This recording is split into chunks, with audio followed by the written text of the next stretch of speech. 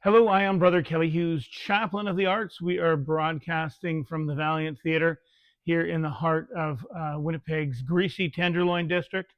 Thank you so much for stopping by. We are broadcasting on YouTube and 101.5 UMFM. So we appreciate you stopping in, and I appreciate having my guest stopping in. She's very busy. It is Zilla Jones. There is the book, the book that looks so good. Look at that book. Doesn't it Is look it good? nice? It really looks good. Yeah. Who did your cover? A very talented designer, actually an original Winnipegger, Marie K. Friesen, Nice. Okay. who's now in Toronto with Cormorant Books, which is who published it. Um, and Zilla's a lawyer and an educator and a writer and possibly a singer. Hmm. Maybe she'll sing something. Um, and very happy to have you here. I'm happy to be here. So one of the reasons Very why. cool space. Thanks. Yeah, we're Yeah. in. For those of you who can't see, we are in this space. It's an old church that we are turning into the Valiant Theatre. It's full of stuff. It is full of stuff at the moment. Bird cages, old clocks, lamps. It looks really cool. It's like a movie set.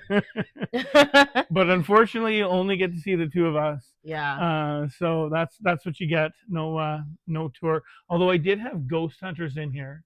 I'm not surprised. Ghost hunters who did like lesbian ghost hunters who have some Oh my gosh. TikTok channel, and they did something.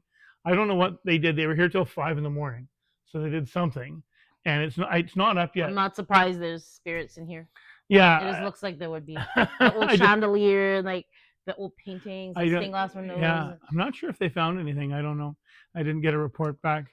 One of the reasons why I wanted to have you on though was because last year, when I had Tom Broadbeck on, when he was writing his book, right, about oh my god, reconciliation or something. Yeah, it was I should have figured that out before we sat up here, but he was doing something about the impact of First Nations and Métis people in Canada and creating Canada, and of course he spent a long time when he was over at the Sun saying all kinds of terrible things, and then he moved over to the Free Press, and the things that he said were less terrible, but there was sort of no. I may have trolled him a bit over that. Well, there was no, and there was no come to Jesus moment. You know what I mean? There was no public kind of a thing. There never is. And you were mad at me for platforming. Yes, I was. And I felt like, and I get that, although I stick to what I did, because I felt like he needed to be asked some questions that nobody was going to ask him, because what happened, right? And it went the way that it went, but I felt like starting this new show on UMFM, and I wanted to make sure that it wasn't just a bunch of old white guys. So here we go. So we're those guys, like, they just. I was just tired. I guess I was tired of them getting away with that. Mm-hmm. And I don't know if you know about Michael Corrin, who was he? Michael Corrin was a extreme right wing radio host in Toronto, and said a lot of very hateful things about a number of people. And then he had this epiphany, which I think was the name of his book, where he realized that gay people were not inferior and that they had a right to their relationships and to be who they were. And he became very vocal on that issue. I think switched religions, became a priest in the Anglican Church, and now he talks about peace and love and pretends that he's this super tolerant, loving person, but has the exact same personality he had before. And what really bugged me about him particularly was that there is an amazing Black Canadian female writer, Norbese Phillip. She's brilliant. I recommend everybody read her. And she won, I think it was the City of Toronto Book Award. And Michael Corrin completely degraded her on his radio show. He said she was shitting all over Canada and what Canada stands for, because she talks about enslavement and Black history and some of these difficult topics. So that was anti-Canadian. And she wears a African traditional head wrap, and he called it that dirty rag on her head. It was absolutely disgusting. Was this before or after his? This is before the change. Okay. But she sued him. Yeah. And he was actually ordered to apologize to her, which he never did to this day. Never apologized, never admitted that was wrong. And when he came out with this peace and love new persona, he never included that because I guess black people were not important enough to include in that. So he was wrong about gay people, didn't say squat about racial minorities, Islamic people that he picked on. He was a huge Islamophobe, never apologized for that. And now he wants people to think he's changed. But then when I've interacted with him online, he was extremely dismissive, rude, degrading, all the same things. And so I just felt like Broadbeck was another example of that. And I just was tired of these guys getting the brownie points for saying, basically stealing our stories, because all the stuff they're saying, Broadbeck's not saying anything Indigenous people haven't said before. Corn is not saying anything people haven't said before. Why did they get the big book deals and all the attention and all the media? And we're here saying what we've always been saying, and they don't have time for us. I just didn't like that.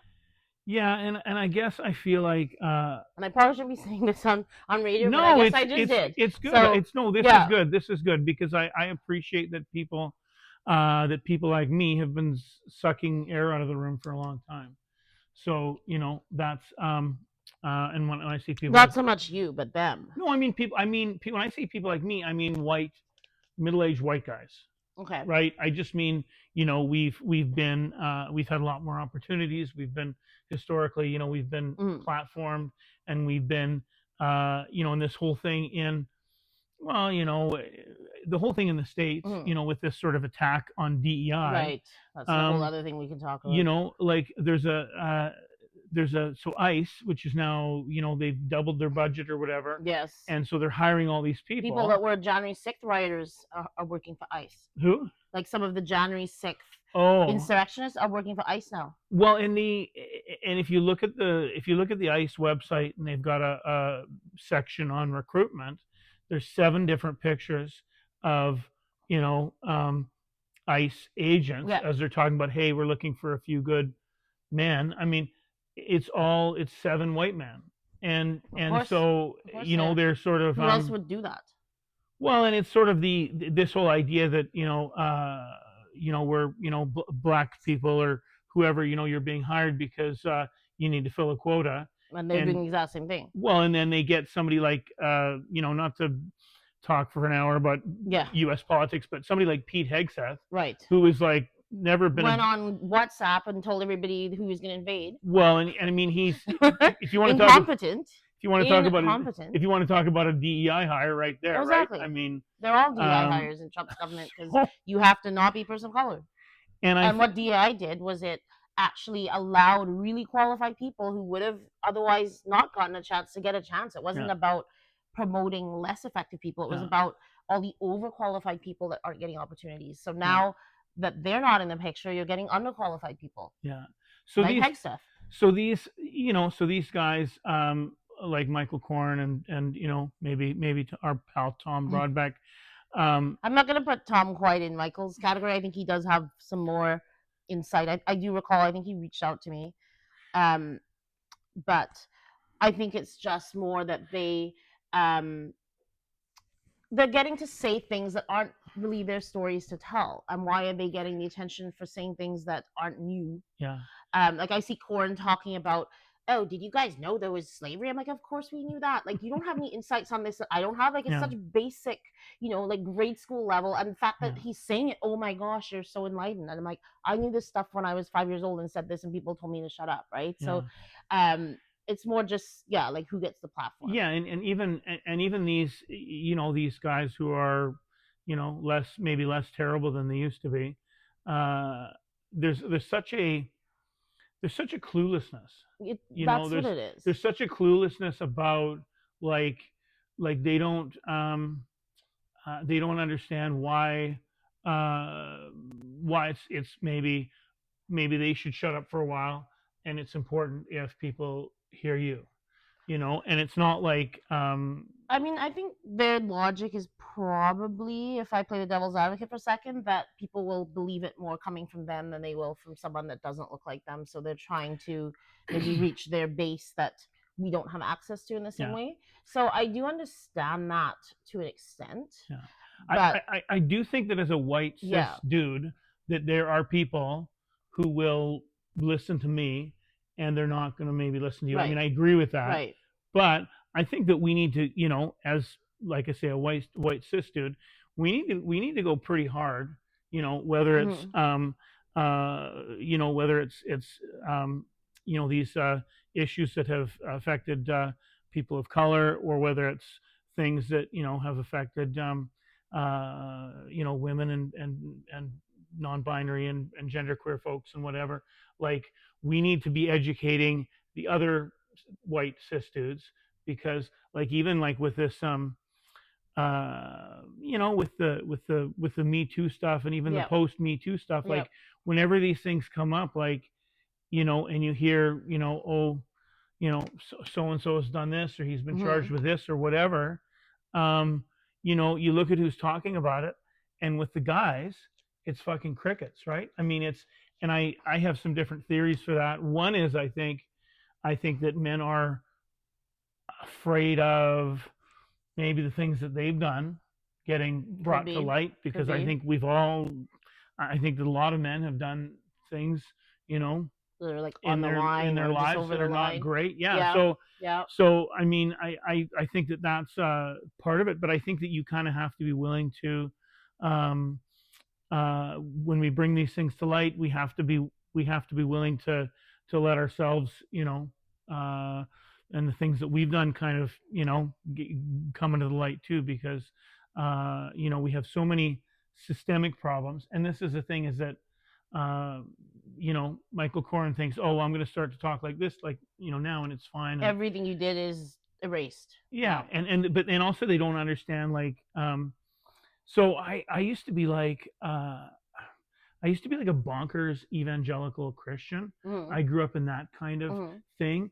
Have you lived in Winnipeg your whole life? No, not my whole life. So we used to have a thing in Winnipeg called the Jesus March, Okay. which was like Pride, but with a bunch of crazy Right. Christians. And they would go to that thing, and they'd have their big rally at the ledge and whatever. And I remember one year, and this was primarily white people, Mm-hmm. and they you know trotted up a couple of indigenous pastors or whoever, Tokenism. and Yeah. was and like and then they were like, um sort of, apologized for, I don't want to say apologized for colonialism, because they, The indigenous pastors did. no, the Oh, they whites, apologized to the indigenous right, guys. and sort of Okay. not exactly for colonialism, but Sort of. hey, we're really sorry what happened to you, and blah blah blah. And they said, the indigenous guys said, well, we forgive you. And they're like, okay, we're great, we're good then. Like that's all it took. Right, yeah. Yeah. And then it's like, so then kind of gives you like, you can say, well, hey, what's your problem now? I mean, Mm-hmm. and not Well, this understanding, one guy said he forgave me, so that applies to everybody now. and also not understanding that it's this like ongoing thing that affects, I mean, colonialism like is still happening, and the things that affect, I mean, it's all generational trauma. It's all, I mean, there's so many people that are just have lost their cultural moorings, and it's Yep. just a fucking mess. Yep. It's not like you can't just say, oh, we're sorry, or you can't throw money at it, or you can't, I mean, there's like some real problems. So it's just kind of this not really understanding, um how, like, even, uh like, as a white person, like, I've been very clueless about, and as a white man, I've Mm-hmm. been very clueless about what it's like to walk around in the world as somebody who's not me, Mm-hmm. because I can just, like, I mean, I could walk down the street in my underpants walking my dog, and nobody, you know what I mean? People would just stay out of my way, and nobody would, you know what I mean? Nobody would call the cops Nothing, on you. nothing. Yeah. And yet, I remember years ago, I had sort of a disagreement, sort of a low key argument with someone about a friend of mine who is a woman who ran a gallery not far from here, about whether or not it was, the neighborhood was safe, or was safe This to, neighborhood. yeah, or Okay. she was a little bit over there, Okay. walking home, all that kind of stuff. And I was like, well, no, of course it's safe. And I didn't realize until a couple of years later that I was taking such a dumb position in this argument, because not really an argument, but just Mm-hmm. kind of, but like, she's a woman. Right. So I am never going to, have the same experience. And I'm a big guy. I'm never going to have Right. the same experience that she has. So my opinion is worth this much, and you know, I move people. That's one of the big things that I do for money, and um, a lot of my helpers have been um, indigenous, Mm-hmm. and we've there have been like things that have happened when we've been on a job, things. Um, uh, so the two of us and the guy who lived in the place, we all walked into the loading area of Holiday Towers. Yeah. So we walked into the loading area, had the truck there. The superintendent or whoever let us in, property manager, whatever, let us in. We're all together, all three of us, and then we start moving stuff up and down. Elevators are really small, so my helper, he ends up just like stuck on the main floor as we're going up for one of the loads. Yep. There's still stuff there, and this same property manager who had just seen us all, 20 or 30 minutes ago, goes up to him and says, uh, "Do you live here?" Oh, geez. No. And then he's like, "Are you visiting somebody?" No. And then it just turns into this whole thing. And and he's a he's a very cool guy. Yeah. Normally, but he just lost it because, she's he's at work. Right. And that's what he's telling her. But I mean, he didn't. Uh, you get put in the situation where you have to account for your existence. Yeah. So you have to tell somebody. So he didn't. It escalated because he didn't tell her right away. Oh, blah blah blah. He just kind of let her cook, and right. and then and he was just so, and I mean that kind of thing, like. And I just remember how visibly upset he was because I didn't see it, but I came down right after, and how visibly upset he was. And like I say, normally like a very cool customer, and but that happens to him, and I'm sure as a person of color that's happened to you, yep. and all the time, and so I mean, but I was just kind of like just so clueless about it because it doesn't have anything to do with anything. It doesn't have anything to do with whether or not the pastors forgive you, or it doesn't have anything to do with your, if you have a record or your socioeconomic condition or where you are or whatever. It's just you just are in this shitty position because you look the way that you look, and there's somebody has decided that they know something about you, and so I feel like that as a white person, like is a thing that it took me a long time to kind of, and of course I can't fully understand that because like I say, I don't walk around the world in anyone's skin but my own, but to just kind of get a snapshot of like, oh yeah, this is a thing that's happening all the time to a person, and this is going to wear you down. Yeah. I mean, there's like a ghost over there. Somebody's banging or knocking or something. It's the trees I've got. Oh, okay, yeah. Okay. But I guess it's too early for a ghost. Yeah, I mean, I guess to sort of go where you're going with that. I mean, I think that we are who we are, and we have the experiences we have, and I don't think anybody should apologize for being white or being male or being whatever, because you're born what you're born, and we don't control that, and all those things are constructs anyway. Like there isn't really much that separates any of the races, right? This is a tiny little bit of your DNA that we've put all this importance on because of history and kind of the way things have gone. So now obviously we have to deal with the fallout of that, and we do have this social construct of race, and we do have people being constructed a certain way, being treated differently for how they look. So I'm not trying to minimize that because that's obviously a part of, like, including my reality and a lot of people's reality. But I think it's just like you said, acknowledging sort of where you stand in that hierarchy or that privilege or whatever words you want to use, and like you said, just having the awareness that other people experience the world differently from you and having empathy for that. And that's about all you can really expect of people. But if they do that much, the world would probably be already a better place. And we would be, towards breaking down those hierarchies, because obviously we want to go towards a world where those things don't matter, but it's going to take many generations before we can get there. And we have to understand what the discrepancies are and try to address them. So I know like one of my professional projects was writing the report for Canada's Black Justice Strategy to the government, and we were looking at specifically the justice system and the anti-Black racism that exists there, and naming it, finding what we know about it, and then finding out what we need to know, and then giving a strategy for how to address that and hopefully ameliorate it, like get rid of it going forward.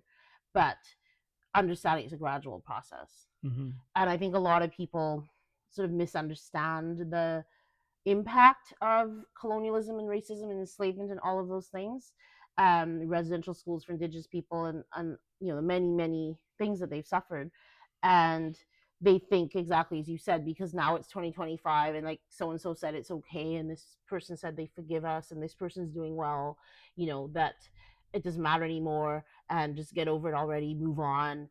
We don't need DEI, we don't need anything to fix it. They're just whiners, they're just woke. I hate that word being misused. We can talk about that. Like that's not what it means, but that's what they call it. And so that's kind of the knee-jerk reaction to not have to do anything, to not have to show that empathy. And then of course, I think you probably know this as a white man, that allowing other people's space means you have to give up some of yours.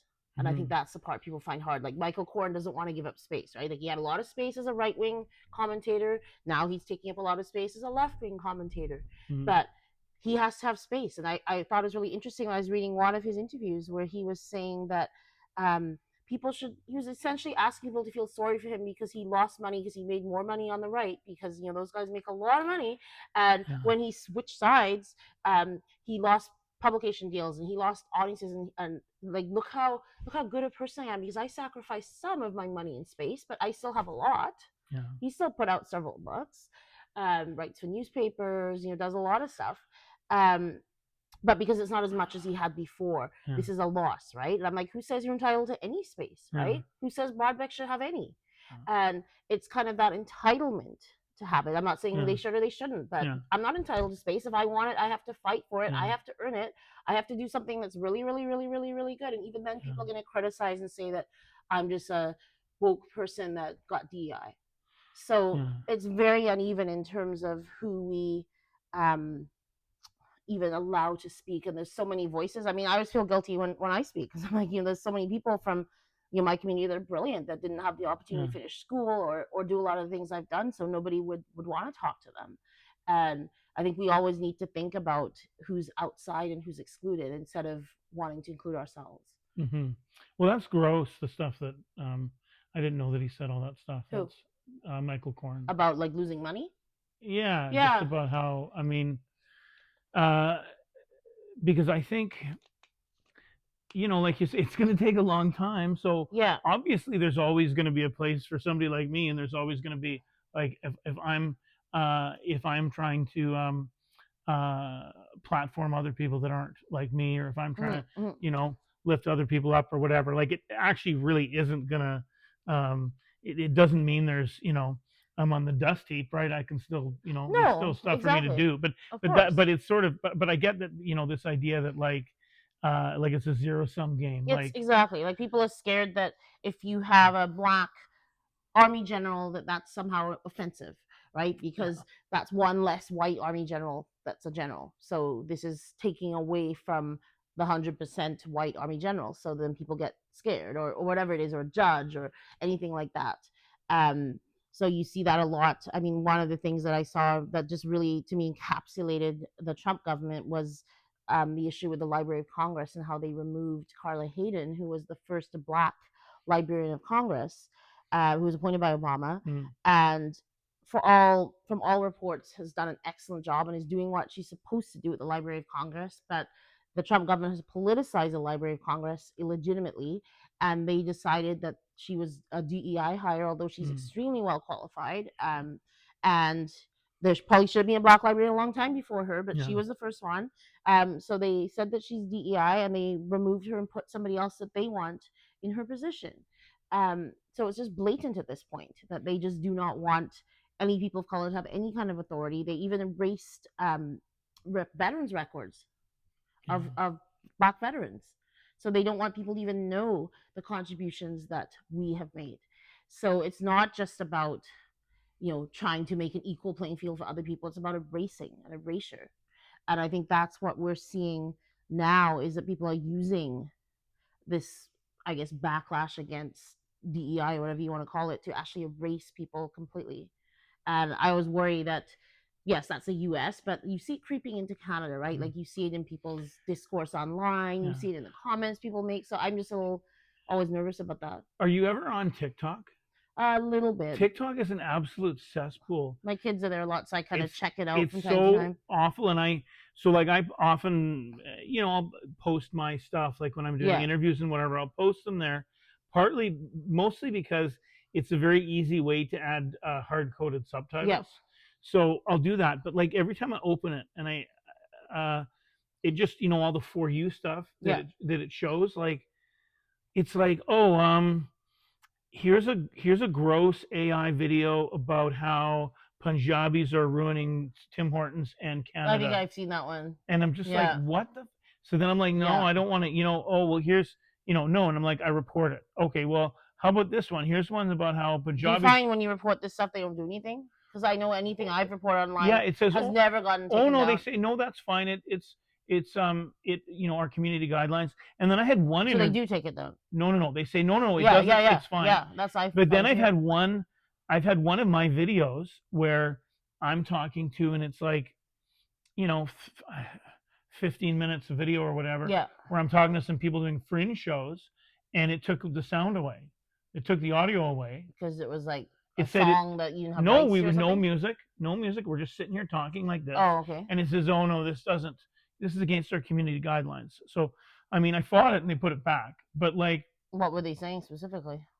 We're just talking about fringe stuff. You know what I mean? I can't. So how could that be against the guidelines? I don't know. But the problem is it's all AI. It's algorithm. It's computers. Yeah. Right? And they're they're minding the store. So this is the problem, is that the AI is so smart, but also so fucking stupid. Like on I got like 2 like brief Facebook bans a couple of years ago, and one was because it was a discussion about colonialism, and somebody, I can't remember, like somebody was saying how they felt like there were some things from colonialism that were good that you could keep, and some things that were bad, but they didn't think you should throw out everything. And I said, I think that we should just like, I think they said something about something, they use a ship metaphor, like riding the ship or something. And I said, just burn the whole ship down. Like, it was obviously a metaphor, right? I said, no, I believe we should just like burn the whole ship down, let it burn, baby, right? It was a joke. Like, it wasn't a hostile conversation, it was a friend. And I got like threatening arson and like harm to people, so they actually banned me for that, and then I appealed it, because they have that appeal thing, and then they denied that. So I'm like, clearly, like, that, I just saw burn it all down. Oh, she's an arsonist, but like without reading the context. And then when I guess they were monitoring me, because then soon after I came back, do you remember that Lisa LaFlamme? She was that anchor that got fired because she had gray hair. So I was talking about that on somebody's thread, and I was being sarcastic, and somebody said something, well, old men can have gray hair, why can't old women? I said, well, don't you know that old women are all washed up hags or something? I was obviously joking, in the context. Like, I don't think that. And I got hate, like spreading hate. But then somebody calls me a dirty animal, tells me to go back to Africa, and I report it to Facebook, and they tell me it's fine. So go figure. It's go very, figure. The algorithm and everything is very bad for figuring that shit out. One time, a friend of mine posted picture of herself, I don't know, she went to the gym and she's boxing or whatever. So I just commented, I'm gonna knock you out. Mama said knock you out. Right? And I got banned for a month. I also got banned for a month. I mean, this one I get, but I got banned for a month for I had an altercation with the Freedom Convoy. And I called them the Cracker Train, and I got banned for a month for that. I mean, so but they were spreading hate all over Facebook with no consequences. But it's this equivalency. I saw them doing that. I mean, it's the worst. I guess that's the worst thing you can call a white person is a cracker, and but most white people could care less if you call them. But that's what I'm saying. This is what I'm saying is put it in context. They're making they're false equivalency, right? So there are things that there are things that for example, black people are called that you wouldn't. I'm not going to say here, That's but I'll say completely different. cracker because it's not. You know what I mean? Because There's it doesn't there's mean nothing anything. behind it. Like, yeah, it's maybe a little bit disrespectful. I'm not going to say it to somebody I like and respect. I'm not Yeah. going to say it in a job interview or Yeah. you know a interview here. I wouldn't say that, but I don't think that anyone really cares that much unless they're looking to be outraged and try, like you said, Yeah. try and draw false equivalency. It's just a irreverent term that Yeah. But this is probably isn't polite. I'm not going yeah. to say it's even prejudice because I think most people have, if anything, internalized white supremacy, right? Yeah. And if anything, they're saying it out of that, not that they actually believe that white people are inferior. Whereas the other term definitely means that black people are inferior, and there's no other meaning when used by a non-black person. But I never even say when I talk about white people on Facebook, Yeah. I do YT. Yeah. Because it's just like I don't even want to run afoul around of the censors. Yeah, because I use social media for all my stuff. Same. And to be banned for a month is a long time. Yeah, mine was only like 2 days. But No, for a while I was on it. For a while I was on a heater, and I was getting messages that too many of these and you'll get banned permanently. And I do know someone who was banned permanently. That's the problem, right? Like we need these platforms because I mean they are very well used platforms. They are free to us. You can use it to say what you want to say and promote your work and have conversations with people and build connections and do all those things. Like it's one of the really good ways to do it. But then they're just controlled by these, billionaires and their bots. Yeah, and then they have this terrible AI, and so you're kind of held hostage to that. And I know a lot of people will probably listen to me like, well, just get off social media. Like it's a choice. You have to be on it. Like, no, you do not have to be on it. You can get off it, but you are cutting yourself off from a lot of things if you do that. That's just the reality that businesses use it. Like it's not just people always are really slow. Like they think that it's just for like chatting and goofing around, but no, businesses are using it. For book promotions for my book. Book. There's like every time I win an award or get a list or something, the first thing they do is put out socials, and then they want you to retweet that or repost that. And people actually post that and say, I'm going to read your book now. Right? People do contact me and say, I'd like you to, do some work for me or represent me because of socials. Right? So it actually is a business networking platform, which is why, yes, try to be professional on it, but also it's a balance because you want to be authentic and be yourself also. I don't want to censor myself. I don't want to not have fun and be sarcastic and say what I really think. I don't want to always be this curated, perfect person on there, right? So it's a trap. Well, and you and I met 40 minutes ago. Yeah. And so without social media, we would never met. You wouldn't be on my radar. We wouldn't be doing this. I have people that I like, people that I care about, and that's like the main way that I can keep track of them. And somebody the other day, somebody drove down here because he wanted me to do something, and he said he's an older photographer and he's not on social media, and he said I didn't know how to get hold of you. Right. So I came down here, and I thought, like, he literally showed up in my house. I would have gone Messenger and be like, hey, yeah, what's up? He showed up in my house like it's 1973. Like I'm like, wow, whoa, okay. Yeah, exactly. So I mean, it is yes, there are many well documented terrible things about it, including the people that are running all the stuff. But it does connect people. It is the way that it's kind of our it's where our community lives. And I mean, one of the things that we're going to do in this place here is be a space where community can get together again in the real world. Because I mean, you still need that. I mean, you absolutely still need that. Yeah. There's no substitute for real interaction. But the thing is, I'm not going to interact with thousands of people a day in real life, right? Whereas you can do that online. Yeah. I know, like somebody was saying how like it does kind of build a toxic culture. Like somebody was saying how they were like, oh, I posted this picture and I only got like 35 likes or something, and I was like, hey, if I like was walking on the street, 35 people like, you look really good today, I'd be like, oh my gosh, wow, but like there's just something about it in person that has more value. When it's online, you're just like, oh, like it doesn't really mean anything. It's the equivalent of having a party and 3 people show up. But when you do have those moments in real life, like they're amazing. Like when someone does come up to you and say, hey, I read your book, or like you look great today, whatever it is, right? Like just taking that time to be nice to others, right? Like I think we still need to do that for sure, but online just expands the circle more. And one thing, I forgot why I was talking about TikTok, but what I was going to say was, about wokeness and the things that people say, the things that people feel free to say on social media, and especially some of the platforms are very bad. Twitter is bad. TikTok is. Oh, I opened TikTok the other day, and somebody has shot like a what do you call those cameras you stick on your head? GoPro. Oh, yeah, GoPro. Yeah. So somebody shot a GoPro video of riding their bike down one of the riverbank trails in Winnipeg. Yeah, and they're showing, the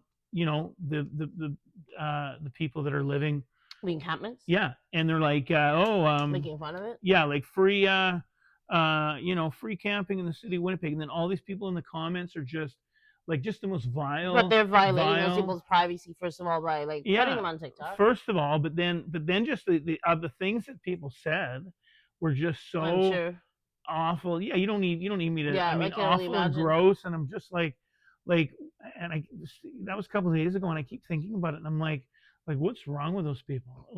And I would hope that. Most of them would never say that to anyone in real life. That's the thing. I have to believe that's still the case. Although I do think they are slowly getting more emboldened. So I feel like once you open the lid and allow it online, it gradually seeps into life. And this is this is but this is one of the things that's you're saying that we don't have the same politics going on here in Canada, but one of the big problems with what's going on down there, and I don't like to say his name, but the current president, he says whatever he feels like, and he's a dick all the time, and there's no consequence, and it makes people feel emboldened to share all their terrible I can say that too. opinions, and just like things things you would never say in polite company or in the world, or and everything. I think I think a lot of people, like during the pandemic and the lockdowns, a lot of people spend too much time by themselves. They did, and I think some people lost the plot. That had a lot to do with it, because I mean, I remember the first time I saw a bumper sticker saying "F Trudeau." Yeah. I don't want to say bad language on your radio show because I know they censor. No, they're fine. It's complaint. Yeah, so it's complaint. So yeah, like that sticker. The first time I saw that, I was like genuinely shocked. Like I think it was during COVID, and I was just driving somewhere. I'm like, I took a picture of it. I remember, I know I'm not supposed to take a picture. I'm driving. I was like a red light, and I just snapped it because I just couldn't believe what I was seeing. And I may have posted that online and be like, has anyone seen this, right? And people were just like, oh my God, that's now we're just numb to those. I'm like, yeah, a bunch of conservatives have that on their truck. And then I saw one that had Mark Carney tied up with a noose around his neck on the back of someone's truck. And I was just like, that's not okay, right? I'm not a big fan. You probably see me dragging Mark Carney, right? I'll drag him until the cows come home. But I'm not saying he should be noosed and hung, right?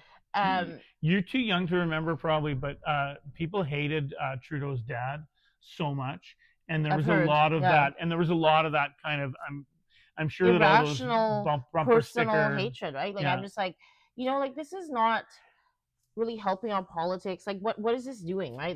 And then people just sort of get into these silos, right, where they're just and I feel like the pandemic had a lot to answer with that. And it's funny because when the pandemic started, I remember saying that we're really going to see the haves and the have-nots put into stark relief by this pandemic, because there were people, I mean, I'll put myself in this category, right? People who were lucky enough to be able to stay home and work from home.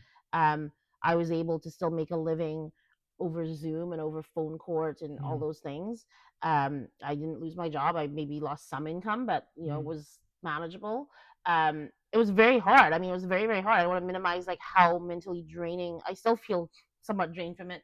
Homeschooling your children is, right? I have my kids at home all day. I'm trying to work around that. It was not easy, but it was still much, much better than the people that had to actually go out in the trenches and work in fast food and in stores and grocery stores, in healthcare, who had exposure to the virus much more on a daily basis to a greater extent. And then all the people who lost jobs, they were working in restaurants or places that the arts, a lot of working artists could not work at all. And yes, they had served some of them.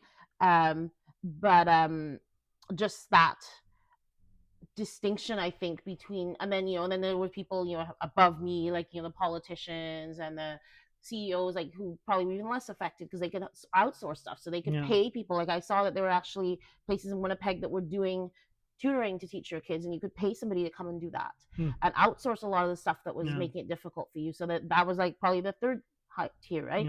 And so I'm like, yeah, you'll definitely see people getting resentful about these differences because you're asking these people making minimum wage to go out and risk their lives getting COVID on the front lines, right? So that you can have groceries and you can have food, and you could order from restaurants, and it's going to cause massive resentment. And I think we saw the racialization of some of those distinctions because the low income jobs are very racialized in Canada and very feminized too, and younger people. And we've kind of gotten, like, once that genie came out, I don't think we've been able to put it back. So I think now all these different social distinctions have started. Now we've seen this kind of white male working class disaffectation, right? Which was the convoy, which is a lot of the MAGAs, right? And it's kind of paralleling that. So I think we do have less social cohesion now, and that does bother me that we need to work. I don't think any of our politicians are doing a very good job at fixing that, and that's really what they need to be doing. Well, this is all very depressing. I feel one of the I know. I'm like, I was saying that the other day. I'm like, I probably sound like a lot of stuff I say probably makes it sound like I'm just like this really like negative person, but I actually love life. I really do love my life right now. One of the things that I want to do with the show is I want to talk to people who people who have a good idea of what the world is like, which is you, and people who I feel like it's very important wherever you are and whatever you're doing to take your corner of the world and to make it better. That's really what I believe in. So let's talk about your book. The book is The World So Wide, and it says David Bergen. David Bergen says read this novel. Read this novel. Who needs an editor? I need an editor. Read read this novel and fall in love. The book is The World So Wide. Tell us about David the book. is a very prominent Winnipeg writer. So I said, oh, do you know him? I've only met him very briefly one time, so he didn't do that because we're friends or anything. I wish. But he's a Zilla Prize winning, major writing prize winner from Winnipeg, who's just won all kinds of accolades. I did a reading with him. Many books. I did a reading with him once at McNally. Oh yeah. He was the headliner, not me. So he was very kind to read my book and make a comment about it. So tell us about the book. It's a lot of pages. Or is it just big? No, 400 pages. It's a longer novel for sure. It's got some. It's a longer novel. It's not too bad. I know people that have read it said that it's, quote, a page turner, so they're able to move through it. Like, it's not slow paced, so like you're able to move through it. That's nice that they didn't tell you it was a slog. Yeah. Like I think what I've heard is medium pace, which is good because I don't want to do too fast. Like you need to take things in, but definitely, like, you keep turning the pages, things keep happening. It doesn't get bogged down. I hope it was edited by a very brilliant editor, Mark Cote, and he did a good job of making sure it moved along. But it is about the colors on here. Actually, they're the African liberation colors, but they're also in many of the flags of Caribbean and African nations, including the flag of Grenada. So that was why I fell in love with these colors. And this woman is. Do you have people from Grenada? My husband's family are all Grenadian. Okay. And then my family, they're not directly from there, but it's like the next island over from where they're from, which is Trinidad and Tobago. Oh yeah. Trinidad. And they were very involved in this revolution specifically, so they were crossing the water, involved in that. So you know all the Trinidadians, right? Oh yeah. That's why you're friends with my friend Candace. Oh yeah. We went to school together, and we were best friends in high school. But my family has roots in like many of the islands. Like, they didn't stay in one place, so they kind of island hop. So I feel connected to multiple islands, including Grenada, just by the history that we have as a family. Yeah. And so the novel is about Grenada had a revolution in 1979, and that was where they had basically a colonialist dictator in charge, and some young law students deposed him and brought in a socialist government that was raising the standard of living for Grenadians because they were basically living in extreme poverty. It really had not changed much since enslavement ended. So once they got rid of slavery, then the white overseers kind of took over where slavery had left off, and so people were getting paid, pennies to work as these laborers in the heat, same thing, where they were getting a small salary, so they weren't technically enslaved, but it was very, very bad living conditions and very corrupt, and all the rich were very rich and the poor were very poor. So they wanted to equal that out, and they were working on that, but the US was not happy about that. Ronald Reagan was the president at the time, and so he was looking for reasons to invade for a while. And then in 1983, there was a coup within that socialist government, and another faction of that same government deposed the leader, killed him, killed a bunch of his ministers, and the US invaded.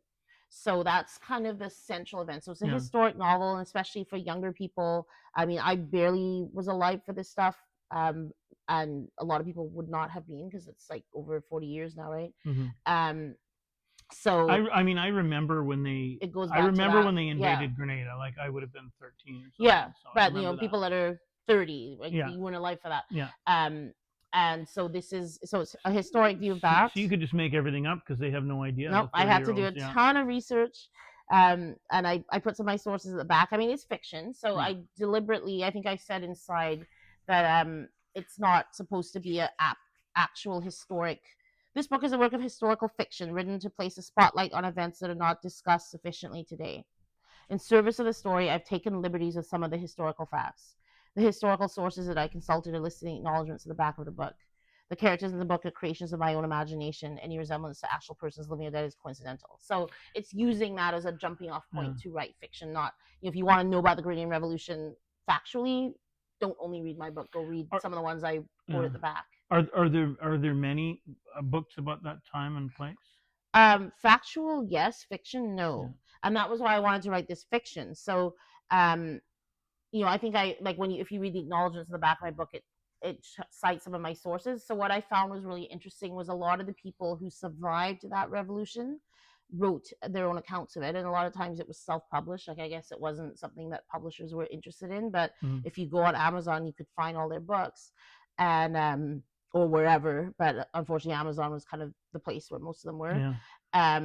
And so I was able to read the first-hand accounts of several people that were involved in the revolution.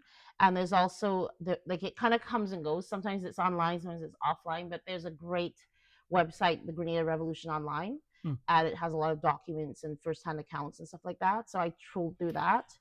And yeah, there definitely is that, but in terms of fiction, there's not many people have written a novel about that, and I thought there should be one. So I wrote it so did David Bergen. Yeah. So I wrote it through the perspective of Felicity Alexander, who is a mixed race woman. She's born in Winnipeg.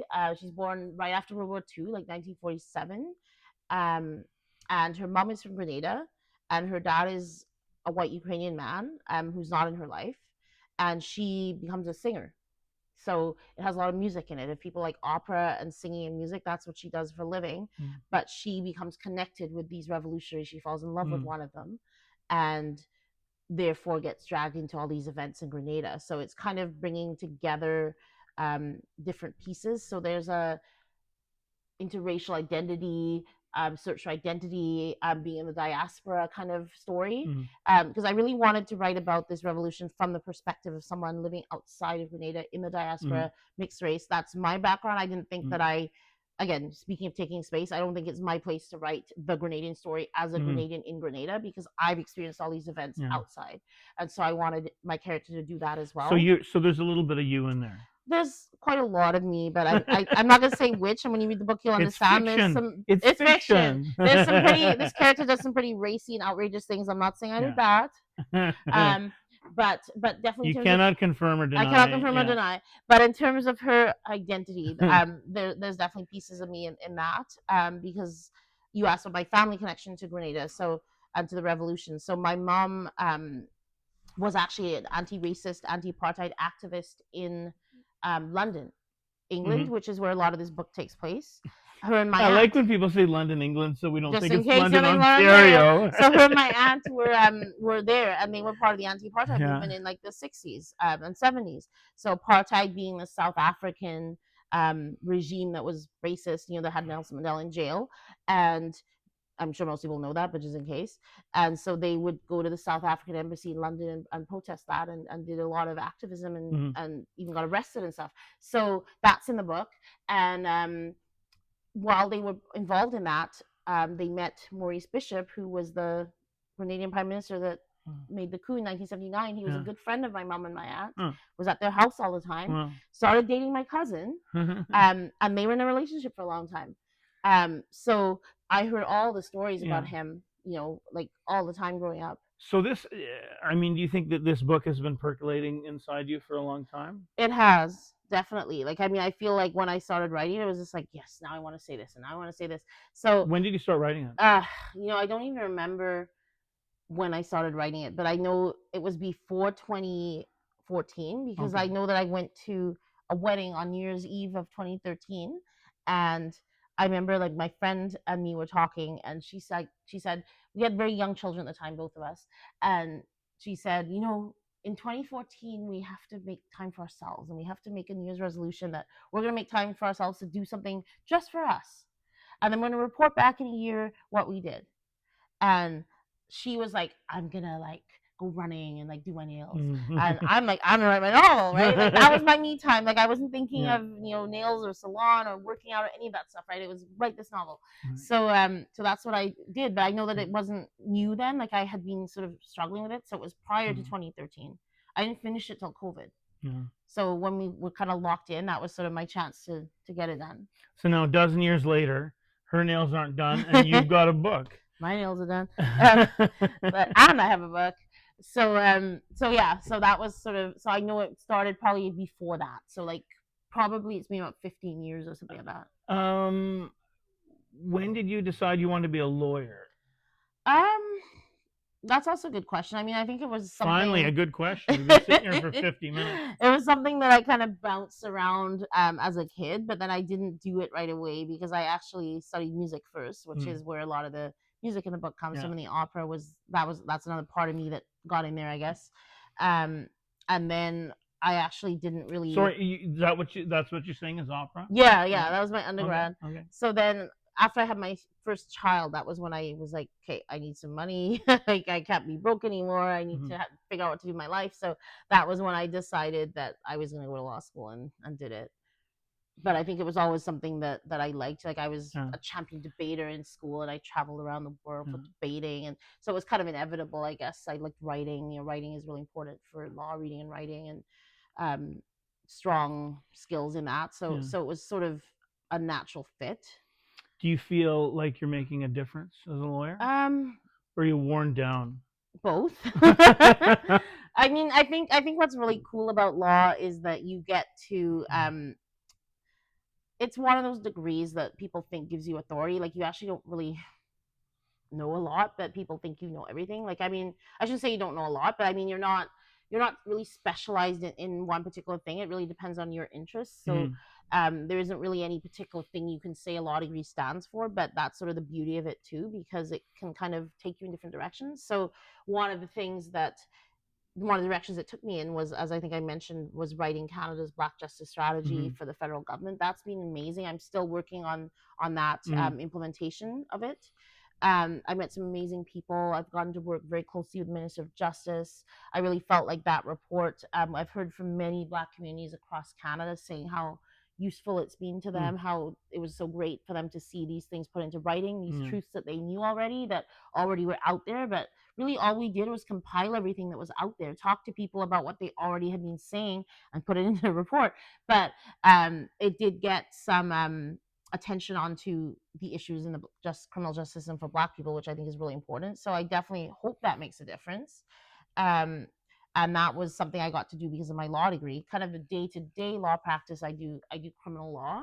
So there are times when it's very much a grind. You're very much worn down. It's just exhausting. It's just, all you do is get yelled at, people telling you you're a horrible person, the media slamming you, right? So there's definitely all that. But there are definitely days where you see the impact you have. Like, just recently, I was sentencing a young man who had done like a pretty terrible thing, but he was very, very remorseful and had a terrible background.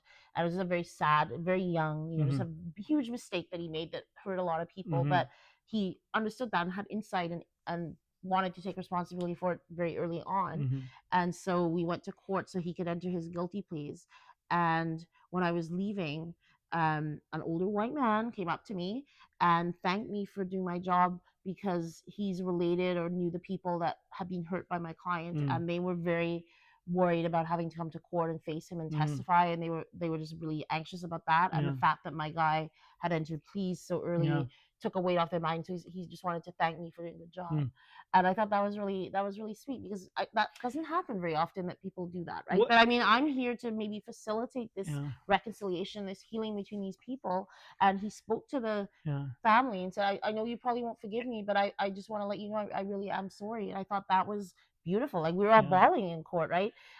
So sometimes we do have these transformational moments within the grind, and that makes it worth it. And we need, like you said, we need more of these real world sort of small kindnesses. Yeah. Instead of all the little, the little online this, when somebody comes up and tells you a real thing that's happening, and and they say that they appreciate you for doing that thing. That's great. It is. And I mean, like I said, like, I know I do come out heavy hitting about things, but I always look for the joy. I mean, that's why I write. That's why I do music, because it's the beauty, right? Like, I mean, it just makes me so joyful to hold this and know that I created this, and just how you take words and That's just make something beautiful and something meaningful. And whenever people say they read it and they got something from it, that just like makes my heart so happy. And like same thing, like, I think everybody deserves to find joy in their life, right? So if I wrote this book, I'd have a special pocket made, and I just walk around with it in my pocket. Like, it is an amazing feeling. It just makes me happy. Like, even though there's definitely grinds in books too. Like, editing's a grind, promotion is a grind, a lot of things are grinds, right? But I think we just need to find that joy all the time. And that's it's difficult to do in criminal defense, but it's there, right? There's definitely, and there's even times when you're like laughing with your clients, right? Like, they're human, and I learn a lot from them. Like, they really teach me a lot. And I like, it's like you said, walking in those other shoes and those lifestyles that you probably wouldn't get. Like, I don't know what it's like to be addicted to a substance, or to have schizophrenia, like a very serious mental illness. Or it's like, those aren't experiences I've had. And because I represent people that deal with those things all the time, I'm not going to say I fully understand it. I haven't been in their shoes, but I think I have a better grasp on how to be empathetic about that, that I hope I teach other people. We had somebody living with us last year who had just served 8 years at Stony. And ultimately it didn't work out because he had lots of things going Probably on. very damaged. But I definitely learned a lot of things. And I will still say, even though he did various things, including steal from me and whatever, like, when he was not using, and when he was trying to trying to kind of be better, and trying to have his life be something better. I mean, just absolutely the loveliest guy in the world, and very smart, even though he wasn't like very well educated. An insightful person. And, sounds like a lot of my clients. We just have one or so minutes left, and I did want to ask you something, because you said something before that made me think of it, about people worrying about losing a little bit of money. And since you follow American politics, what's your opinion on these law firms that have all bent over and paid fealty to the Trump administration, because they're afraid that they're going to get blackballed, and instead of making the partners, instead of making $10 million this year, you're going to make 8. Like, I mean, I don't know what their motivation is, but I mean, it's always a tricky one, because I do think that everyone deserves legal representation. Even the U.S. president, if he's accused of a crime, deserves to have representation, because our system really, it's an adversarial system, so it depends on two people making their best arguments and a judge deciding. And if you don't have one party represented, then it's not fair. And the system doesn't work. So I mean, sometimes you have to represent unsavory clients. I mean, I've had some clients that did some terrible things and were not very nice people. I've had clients that were racist and prejudiced against me, right? Or like said horrible things to me. I had one client threaten my family, right? So, but you represent them, and if you feel you can't anymore, then you take steps to get off, right? So I mean, I don't know if it's that, but like I know, for example, with this hockey trial we just went through, I kind of have a hard time with that because I see a lot of people bashing their lawyers, and I don't think that's right. I think they had a job to do. I think they brought out to light facts that maybe hadn't been known before. I don't want to get too much into that, but with Trump, I mean, same thing, right? So I mean, the only difference with him, I guess, is that he's the one like starting this sort of like trivial frivolous litigation. So that is wrong when you're doing litigation that shouldn't. Well, I'm talking about the ones that he's suing. Initiated. He's suing them. He's suing them, and they're giving him money and saying, that's we're gonna. That's a perversion of the legal system, in my view. Zilla Jones, The World So Wide. It is a wonderful historical fiction about the Grenadian Revolution. All kinds of people on the back that have said this is the best book they've ever read. Where's the book available? So in Winnipeg, you can get it at McNally Robinson. I love that bookstore. I always send people to McNally. They've been very good to writers. There's a number of other smaller independent bookstores that have it. Like if you're in Wolsey, it's at Prairie Sky. I think it's at Whodunit Bookstore in Lilac and River Heights. Indigo Chapters should have it at their locations. You can order online, so you can go to the publisher Cormorant Books and get it from them. You can get it from pretty much any independent bookstore online, or you can go on Amazon and it's on there. Kindle, all of those online platforms as well. Great. So do it. There it is. The World So Wide. Zilla Jones, thank you so much for stopping by. Will you come by again sometime? I will come by anytime. Okay. Thank you. And thank you for tuning in. Art will save us all.